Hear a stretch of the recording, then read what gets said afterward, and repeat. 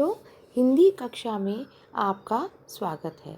आज हम आपको करवाएंगे अपठित गद्यांश क्या होता है, उदाहरण और अभ्यास सहित। अपठित गद्यांश वह खंड है जो आप पहले कभी भी नहीं पढ़ते। आइए अपठित गद्यांश का अभिप्राय समझते हैं। अपठित गद्यांश जो पहले पढ़ा ना गया हो। अपठित गद्यांश पाठ्य पुस्तकों से नहीं दिए जाते। ये ऐसे गद्यांश होते हैं जिन्हें छात्र कभी भी नहीं पढ़ता। इन प्रकार के गद्यांश देकर विद्यार्थियों से उनसे प्रश्न पूछे जाते हैं। अपठित गद्यांशों के उत्तर देने से पूर्व निम्न बातों का ध्यान रखना चाहिए। दिए गए गद्यांश को कम से कम 2-3 बार अवश्य पढ़ लें। पूछे गए प्रश्नों के उत्तर को रेखांकित कर लें। प्रश्नों के उत्तर पूरी तरह समझकर सरल भाषा में लिख लें। भाषा व्याकरण सम्मत होनी चाहिए। उत्तर गद्यांश या काव्यांश से होना चाहिए। अपने विचार उसमें समाहित कर उत्तर नहीं देना चाहिए। उसी में पद्यांश से जो भी उत्तर आप निकाल सकते हैं, आपको वही निकालने चाहिए। सभी उत्तर देने के बाद उन्हें एक बार अवश्य पढ़ लें। जैसे उदाहरण के लिए देखिए, हम आपको एक पैराग्राफ देते हैं। गद्यांश: समय बहुत बहुमूल्यवान होता है। यह बीत जाए तो लाखों करोड़ों रुपए खर्च करके भी इसे वापस नहीं लाया जाता। इस संसार में जिसने भी समय की कदर की है, उसने सुख के साथ जीवन गुजारा है, और जिसने समय की बर्बादी की है वह खुद ही बर्बाद हो गया है। समय का मूल्य उस खिलाड़ी से पूछिए जो सेकंड के 100वें हिस्से से पदक चूक गया हो। स्टेशन पर खड़ी रेलगाड़ी 1 मिनट के विलंब से छूट जाती है। आजकल तो कई विद्यालयों में देरी से आने पर विद्यालय में प्रवेश भी नहीं करने दिया जाता। छात्र को समय का मूल्य और भी अच्छी तरह से समझ लेना चाहिए, क्योंकि इससे जीवन की कद्र करके वे जीवन के लक्ष्य को प्राप्त कर सकते हैं। उपरोक्त गद्यांश में कीमती किसे माना गया है? देखिए, हम आपको अब इसके प्रश्न उत्तर करवा रहे हैं। जीवन को, अनुशासन को, समय को, खेल को। जब हमारे पद्यांश में बात ही समय की हो रही है तो हम इसको समय ही चूज़ करेंगे। किसने सुख के साथ जीवन गुजारा? जिसने दुनिया में खूब धन कमाया, जिसने मीठी वाणी बोली, जिसने समय की कद्र की, जिसने समय को बर्बाद किया। तो यहाँ पे आएगा जिसने सुख के साथ जीवन गुजारा, जिसने समय की कद्र की। छात्रों को समय की कद्र करने से क्या लाभ होता है? वे स्वस्थ हो जाते हैं, वे मेधावी बन जाते हैं, वे सभी विषयों में 100% अंक प्राप्त करते हैं, वे लोकप्रिय हो जाते हैं। तो आएगा कि वे सभी विषयों में 100% अंक प्राप्त करते हैं। इस गद्यांश का उपयोग शीर्षक क्या होगा? समय का मूल्य, जीवन का मूल्य, जीवन का लक्ष्य, विद्यार्थी जीवन में समय का महत्व, या अनुशासन। समय का मूल्य, चाहे वो विद्यार्थी जीवन हो, चाहे वो हमारा विद्यार्थी जीवन ना हो, तो इसमें समय के मूल्य को बताया गया है। अब देखिए, गद्यांश में किसे और क्यों मूल्यवान बताया गया है? गद्यांश में समय को मूल्यवान बताया गया है। ऐसा इसलिए क्योंकि यदि वह बीत जाए तो इसे लाखों करोड़ों रुपए खर्च करके भी बीता हुआ समय वापस नहीं हो सकता। समय को महत्व देने वालों का जीवन कैसा होगा? समय के महत्व को समझने वालों का जीवन सुखमय होता है। वे अपने जीवन आनंदपूर्वक व्यतीत कर सकते हैं। कौन सा व्यक्ति स्वयं बर्बाद हो जाता है? समय को व्यर्थ में बर्बाद करने वाला व्यक्ति स्वयं बर्बाद हो जाता है।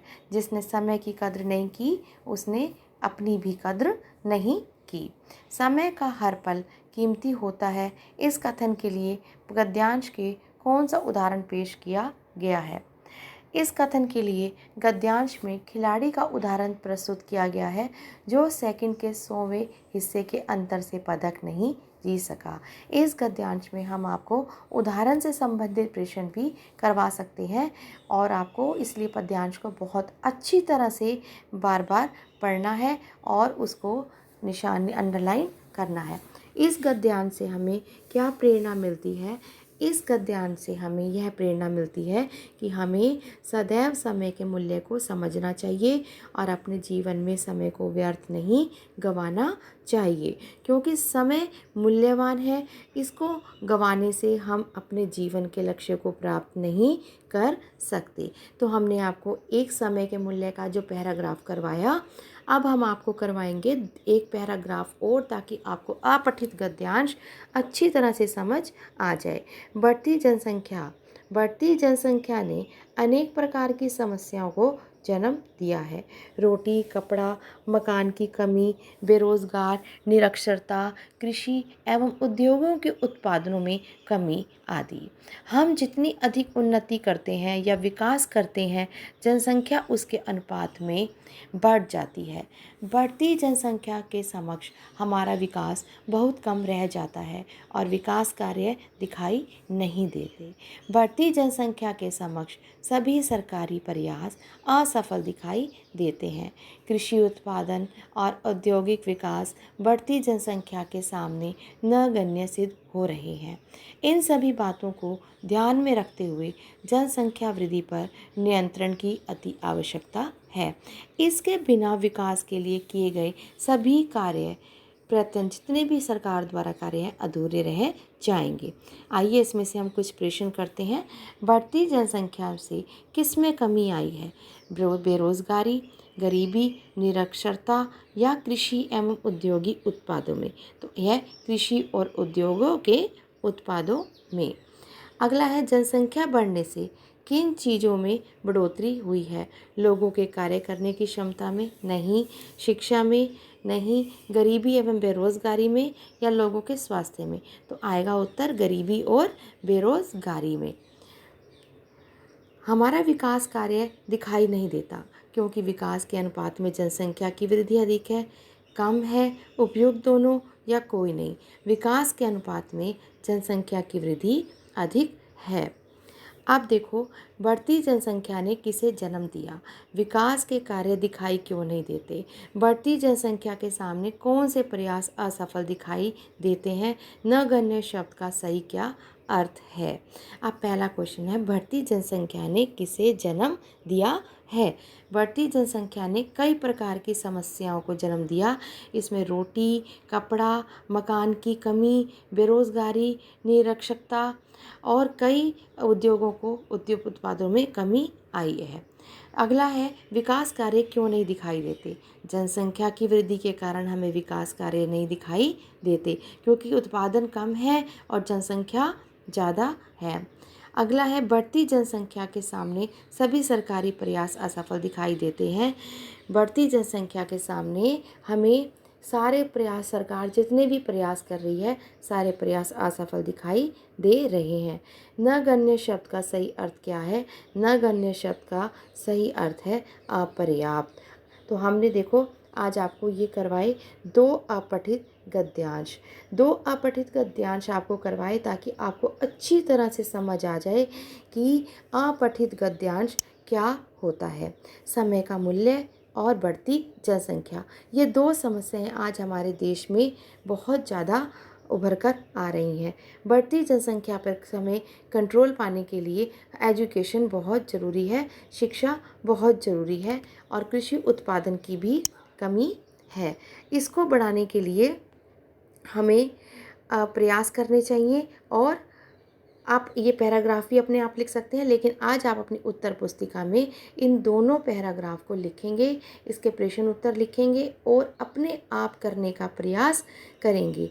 अपठित गद्यांश क्यों लिखा जाता है? वैसे तो आपको ये भी लिखवाना चाहिए, लेकिन नहीं, आप केवल इसके पैराग्राफ 2 लिखिए और इसके प्रश्न उत्तर, चाहे वो MCQ प्रश्न उत्तर हो या फिर इसके जो दूसरे ऑब्जेक्टिव टाइप होते हैं 1-1 नंबर के, वो आप दोनों इसके प्रश्न उत्तर करेंगे। समय का और बढ़ती जनसंख्या का जो दोनों हैं, आप इन दोनों को अपनी उत्तर पुस्तिका में पूरा करेंगे। और इस गद्यांश से हमें क्या प्रेरणा मिलती है? आप अगर इसको अपने विचारों में भी लिख सकते हैं तो भी ठीक है। तो ये क्वेश्चन आप इसमें अपने विचार सम्मत कर सकते हैं और पैराग्राफ को अच्छी तरह से पढ़ेंगे और जो भी आपको मेन पॉइंट नज़र आते हैं आप उसको अंडरलाइन ज़रूर से ज़रूर करेंगे। एक बार पढ़ के पहले में से उत्तर नहीं देना, और प्लीज़ आप इसके उत्तर नकल मार के भी नहीं करेंगे, अपने आप करने का प्रयास करेंगे। आज के लिए बस इतना ही। अपठित गद्यांश काव्यांश हम नहीं करवाएंगे क्योंकि आपके पाठ्यक्रम में अपठित काव्यांश नहीं आता, केवल 8 नंबर का अपठित गद्यांश आता है जो हमने आपको आज करवाया और जिसको आपने बहुत अच्छी तरह से करना है। आज के लिए बस इतना।